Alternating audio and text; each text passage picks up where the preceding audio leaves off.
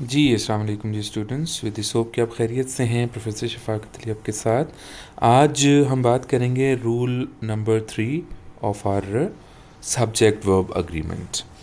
Rule number 1 और 2 हमारी playlist में मौजूद हैं ऑलरेडी। आप सब्जेक्ट वर्ब अग्रीमेंट की जो प्लेलिस्ट है उसको ओपन करके उनको सुन सकते हैं।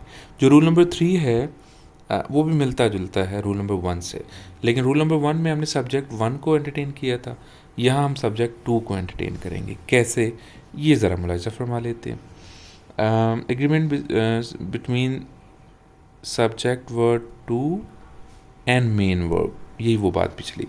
तो कहते हैं यूज़ वर्ब और helping verb according to the subject verb 2। जो प्रीवियस वन था उसमें हमने सब्जेक्ट वर्ब 1 के साथ, वर्ड 1 के साथ की थी ना बात। वहाँ तो अच्छी खासी तादाद थी लफ्ज़ों की जिनको ज्वाइन करते हैं। यहाँ सिर्फ और सिर्फ आपके पास कितने हैं जी? 3। नीदर नॉर, ईदर और, नॉट ओनली बट ऑल्सो। इसको नाइदर भी पढ़ते हैं और आइदर भी पढ़ते हैं, कोई मजायका नहीं।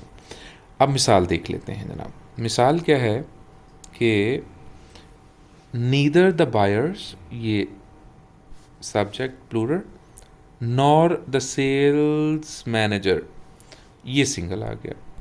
ठीक है, तो हमने क्या करना है जी, किसके साथ जाना है? जो सब्जेक्ट 2 है, ये हमारा सब्जेक्ट 2 है। तो neither the buyers not the sales manager is in the favour of the system. Okay, अब ज़रा 2-3 मिसालें और ले लेते हैं।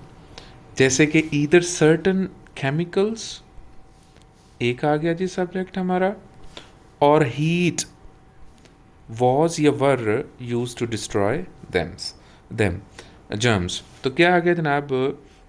ईदर सर्टन केमिकल्स, ये प्लूरल है, लेकिन हमारा वास्ता सब्जेक्ट 2 के साथ नहीं है। अगर 2 की बात करेंगे तो उसके लिए हमें रूल नंबर 2 की तरफ जाना पड़ेगा, और ये जो सारी लिस्ट है ये वाली, ये याद करनी पड़ेगी। इसमें इनसे पहले अगर कोई आएगा ना सब्जेक्ट, तो उसके साथ हम सब्जेक्ट 1 लेंगे।